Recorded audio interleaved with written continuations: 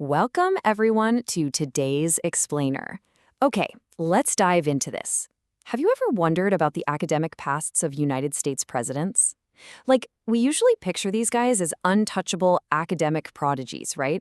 The kind of students whose noses were just glued to a textbook, effortlessly acing literally every exam put in front of them.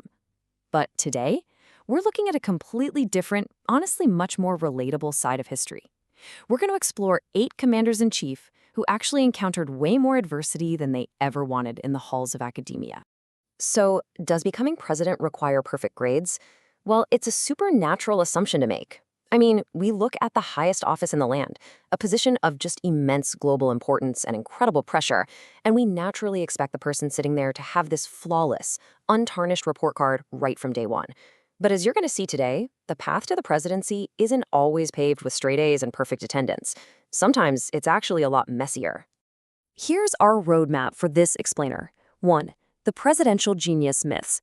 2. The partiers and pranksters. 3. Specialized minds. 4. Athletes and late bloomers. And 5. Grades don't define destiny. Let's kick things off with part 1, the presidential genius myth. Now, to be fair, it's absolutely true that some presidents perfectly fit that genius mold. Guys like Thomas Jefferson, John Quincy Adams, and Woodrow Wilson, they wielded some seriously advanced brain power and highly distinguished academic credentials. They proved their intellectual chops really early on, excelling in things like classic literature, philosophy, complex math, you name it. They were the absolute archetype of the scholarly leader. But, and here's the catch, they definitely don't represent the entire spectrum of presidential minds. Then we've got the self-taught commanders. These are leaders who demonstrated this massive capacity for learning, despite having highly limited formal educational opportunities out on the frontier. Abraham Lincoln is obviously the most famous example here. He didn't have the luxury of prestigious academies or fancy private tutors. Nope, he actually taught himself the law by reading borrowed books by firelight in a literal log cabin. So while some were your formal textbook geniuses, others overcame huge environmental hurdles. And honestly, this perfectly tees up our contrast with a totally different group of presidents, the guys who actually had the privilege and opportunity for formal schooling but treated it like a total nuisance. Which brings us to part 2, the partiers and pranksters. Now, what's really interesting about this is the sheer scale of the academic crimes these future leaders committed instead of hitting the books. Take Franklin Pierce. His time at Bowdoin College certainly wasn't spent in the library studying philosophy. Instead, he was aggressively skipping study sessions, sneaking out to local taverns, and fishing in nearby streams. James Buchanan took it a step further. He was literally expelled from Dickinson College for getting heavily involved in rowdy off-campus mayhem. It was only his family's deep connections that managed to get him reinstated. And John F. Kennedy? During his time at the super-exclusive Choate Preparatory School, he was briefly expelled for a planned, highly coordinated prank during his senior year. These are hilariously relatable infractions for young men who would one day be trusted to run the entire country. But, it wasn't all fun and games without consequences. After his first 2 years of prioritizing taverns over textbooks, handsome Frank Pierce faced a seriously harsh reality. He was ranked dead last in his class at Bowdoin. Dead last.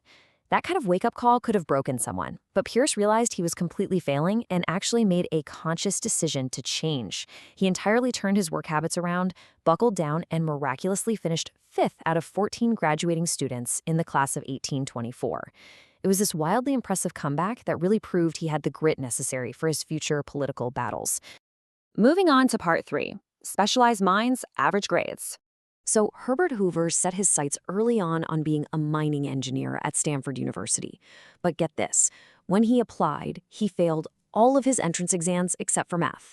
And even after he eventually managed to get admitted, his academic hurdles just didn't disappear.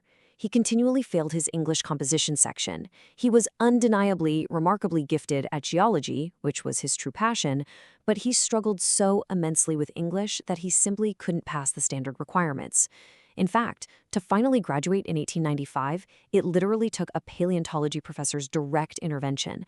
That professor had to physically go down to the English department and vouch for Hoover, proving that the young geologist actually could write strong, coherent research papers when the topic was grounded in his specialized field. It's such a fantastic reminder that struggling in one broad subject doesn't limit your overall potential or negate your specific genius. Ulysses S. Grant fits this mold perfectly, too. Looking at his record from West Point's class of 1843, we see a brilliant but highly specialized cadet. He excelled in math, horsemanship, and drawing. He actually dazzled his classmates and instructors alike with this innate wizardry for connecting with and taming horses. But outside of those specific areas, he struggled heavily in French, ethics, and writing. Because he rarely spoke up in class and showed almost zero interest in formal writing assignments, he finished a totally mediocre 21st out of 39 students. He was distinctly middle of the pack academically before finding his historical stardom in the Civil War. What's absolutely fascinating, though, is that despite his profound documented struggles with writing at West Point, Grant would later go on to author one of the most brilliant, critically acclaimed presidential memoirs in American history. Talk about a plot twist. And then there's Zachary Taylor. Taylor's early surviving writings reveal severe deficiencies in his spelling, grammar, and penmanship. Raised on the rugged Kentucky frontier, he was way more distracted by what he considered the exciting, tangible possibilities of his future military career, rather than the rigid rules of language. He simply didn't prioritize the classroom. Let's just say his spelling was almost entirely phonetic, and it would probably shock a modern English teacher. Yet, this rough-around-the-edges frontier education didn't stop him from becoming a celebrated military hero and, eventually, the President of the United States. All right, let's look at part 4, athletes and late bloomers. So, the crucial point is 125. That massive number was Dwight D. Eisenhower's lowly rank in West Point's conduct category out of 164 students. Ike had this relentless, boundless physical energy, but he poured nearly all of it into football and baseball rather than his studies or barracks discipline.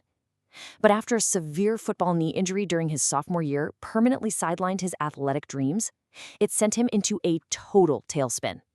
His grades plummeted even further, and his demerits rapidly piled up for everything from smoking to being consistently late for formations. He did eventually pull himself together by channeling that exact same energy into becoming a student football coach, but his conduct rank famously remained right at the bottom of the barrel. Let's move to and see how this builds with John F. Kennedy's academic journey, which is just a perfect story of evolution. He started as a freshman at Choate, flunking French and Latin, heavily distracted by sports, socializing, and his own rebellious streak. He was your classic underachiever. Then, on the eve of World War II, trips to Europe completely shifted his worldview. The looming international crisis suddenly brought into focus a profound interest in global affairs and a deep desire for public service. By 1940, his grades had significantly improved, his focus had sharply honed in, and he was publishing his acclaimed senior thesis turned best-selling book, Why England Slept. He completely transformed from an underwhelming, distracted jock into an acclaimed author and serious thinker once he finally found his true purpose. 196. Yep, you heard that right. That was Ronald Reagan's highest college GPA during his senior year at Eureka College. The Gipper was never what you'd call a strong, dedicated student. He was an incredibly popular, charismatic guy who heavily prioritized varsity football, swimming, acting in the dramatics club, and hosting late-night fraternity pinochle games way over his actual classes. For Reagan, college was much more about the overall social experience and building interpersonal skills than it was about strict academic rigor. In fact, Reagan only scored a single A during his entire tenure at Eureka College. And fittingly enough, it was in a class called Fundamentals of Sports. I mean, that imparts exactly where his priorities lay, right? He was simply too busy living life, playing sports, and engaging with his peers to be heavily focused on traditional academics. Yet those exact interpersonal skills and that same commanding charisma he honed outside the classroom became the very foundation of his highly successful career in Hollywood and ultimately his 2 terms in the Oval Office. Finally, part 5. Grades don't define destiny. And this brilliantly illustrates our ultimate takeaway. When returning to his campus years later to accept an honorary degree, Reagan joked, "I thought my first Eureka degree was an honorary one." I love that. Even these world leaders ultimately recognized and could totally laugh at their own academic flaws. They knew with absolute certainty that their report cards didn't dictate their ultimate capabilities, their intellect, or their ability to lead on the world stage. Which leaves us with this final question to consider. If a bad report card, failing French, getting expelled for pranks, or struggling with basic spelling didn't stop these men from reaching the Oval Office, what is stopping you from reaching your ultimate potential? Past academic struggles, no matter the subject, no matter the severity, absolutely do not dictate your ultimate legacy. Let that inspire you. Thank you so much for joining me on this explainer. Keep learning, and I'll catch you on the next one.